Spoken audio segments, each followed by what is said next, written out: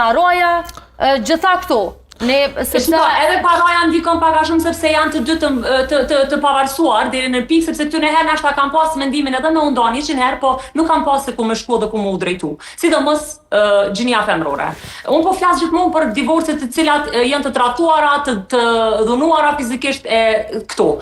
Domethënë pas mundësinimi herë kom një gra që kanë thonë, o vallaj vetë s'po kam ku më shku se mbene kështa. Po, është shumë e vërtet kjo Gjeneta, por sot ndarjet janë bërë shumë atleta, se sa që po i thua edhe ti.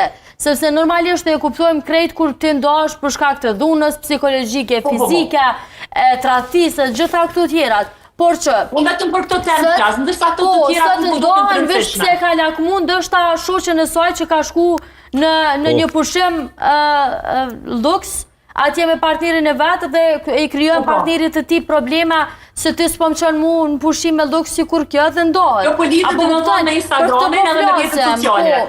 Po, sepse lakmia lu një rol shumë të rëndësishëm, dhe më thonë të negativ, muna me tonë. Atër këto dalim që s'është një shkaktor i jashtëm.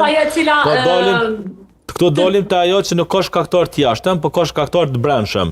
Ka të mungesa e prioriteteve në jetë që çiftet janë qesin njëri tjetrit. Fiks. Edhe ka të mënyra që çiftet të shohin familjen, se nuk mundesh për shembull një non sot me kërku që ndoshta sikur kur ka qenë në feju, mos e pa fëmijë së beqare me shku me shoqën deti edhe mos më kujdes për një fëmijë shumë vogël, edhe pastaj më bësi shkak të atij problemit, edhe më deti ndarja kjo. Që ndodhen do të flasim për familje të cilat pak a shumë i kanë ndërtuar gjonat bashkërisht, ata të dy e dinë të hyrat dhe të ardhurat